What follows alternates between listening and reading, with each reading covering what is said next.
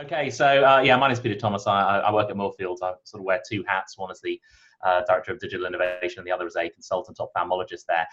So I was asked to talk today a little bit about the work we're doing around video consultations, as it's cropped up a few times so far.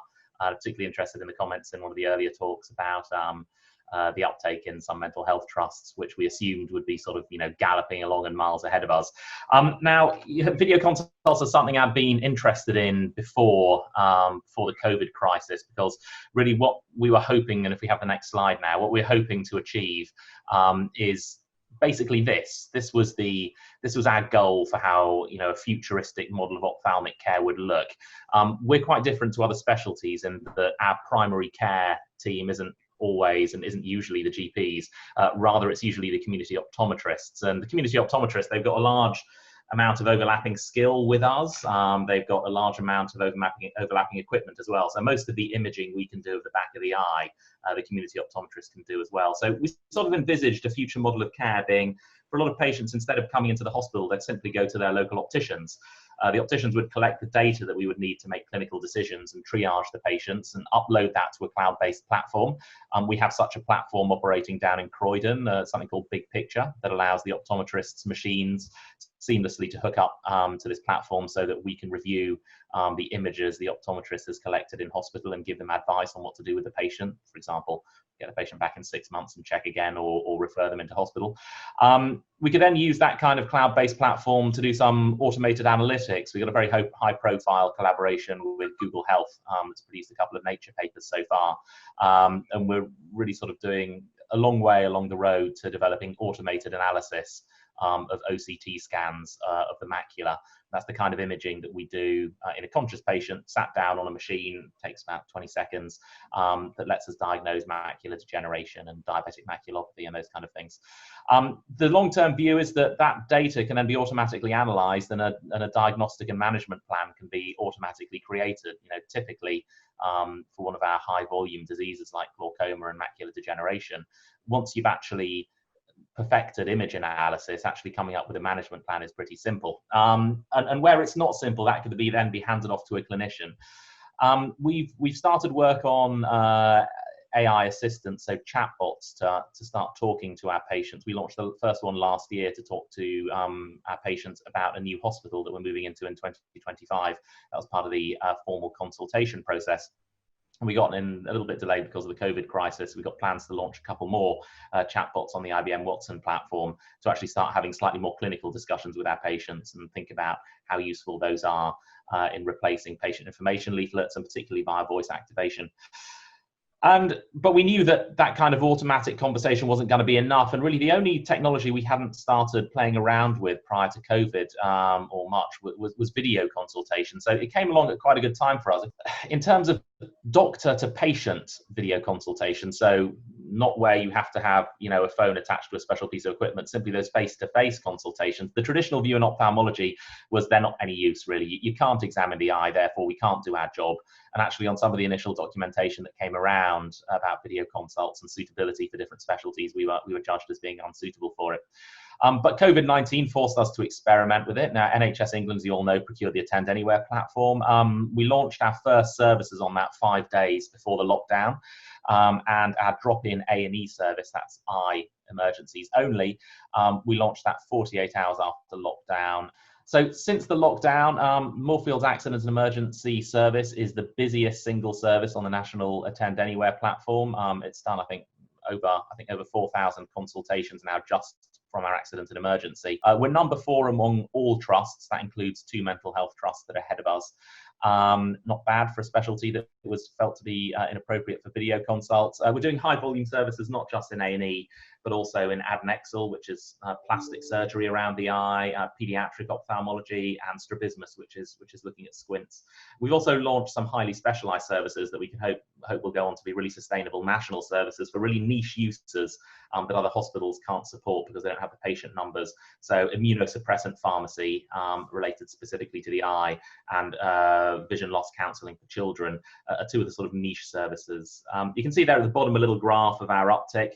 On a good day back in April, we were doing up to 100 consults, and now we sort of, regularly crack the 300 barrier of video consultations in a day. Next slide, please. So are they useful? Well, we started collecting and publishing data on what the outcomes are. In our virtual A&E service, we find that we managed to avoid seeing almost 80% of patients. So we audited the first 331 patients with outcome.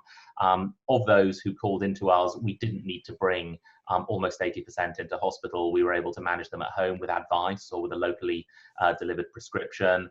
And those who we did need to bring in were able then to come into a much emptier waiting room, so supporting social distancing. And we made sure that any patient we were concerned about, we just brought straight into the real A&E.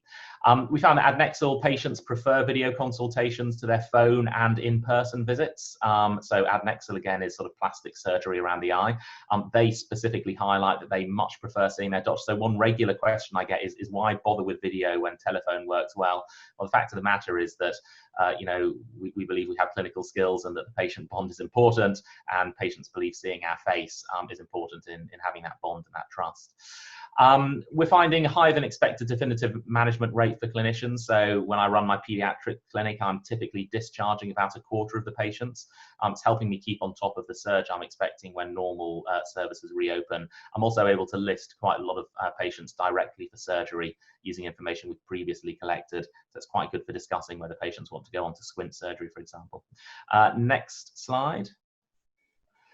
So what's the main anatomy of it? We've got urgent services. So we've got an accident and emergency and pediatric accident and emergency service, again, just for eye presentations. We run those as a drop-in service, predominantly during business hours, though we run Saturday and Sunday sessions too, but it's a mainly 9 to 5 thing. Anybody from anywhere can access it. You just go to the Moorfields website and you click on a link. We also run booked services. So these are ones where the patient gets a timed appointment, and we do that for all our specialty clinics. So for us, Attend Anywhere fits the bill pretty well. Next slide, please.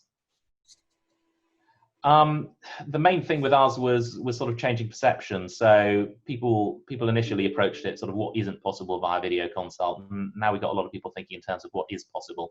So even for those sort of clinical areas within ophthalmology where we do need to examine the eye, we can start to think about chunking the patient flow. So is it necessary for the patient to see the doctor at the same time as they come in to have their images taken of the eye or other clinical data recorded? Could they not come in for a very brief visit for those investigations and then have the video consult to discuss the results? So we've got some models like that beginning to pop up. And we're sort of trying proactively across several of our services to think about new clinical pathways afterwards. So how we can integrate video consults at a different time and place into patient care pathways. Next slide, please. What are we doing next? So we're embedding it into long-term planning. We are trying to do more work around remote monitoring on patients. We've got a few, two that are up and running and another one to come, apps that allow us to measure a patient's vision at home. So it allows us to have a bit more objective data when we see these patients. On the right there is a visual acuity test that we've developed for children specifically to support video consults. And there's an adult version as well where instead of pictures they have letters. I should say those pictures on there are called the Auckland optotypes. They're a validated image to use to measure a child's vision. So that's really all I've got to say. Happy to answer any questions. With the pre-COVID apprehension around video consultations, how likely will this be business as usual for you after? Do you think you'll maintain the 78%? I think probably, so the 78% was the number of patients who presented to the emergency waiting room and were able to be managed at home. I think that will probably maintain a similar percentage. For them, they are definitely maintaining that as business as usual after the COVID crisis. For them, it's an absolute godsend for a hugely overburdened service to be able to keep so many patients out. That's going to be really useful in the long term as well. The main issue there is going to become, do we have enough clinicians to be seeing that volume of patients once normal services resume? And that really comes down to a matter of training contracts and job planning. So for the A&E one, it will definitely become business as usual. I think only time will tell, and it's contingent on probably resource allocation, whether we maintain the current volume. The 78% I'd expect to continue. For our other services that have got it well embedded, my job plan post-COVID now has 2 video consultation sessions in it a week. So I'll be seeing 30 patients per week by video consultation. And in the pediatric service, most of my colleagues are embedding that in their long-term job plan as well. So I think we'll maintain quite a lot of it. I can't say we'll maintain all of it. Some people will want to go back to the way things were when it's possible, but I think we'll maintain quite a lot of it.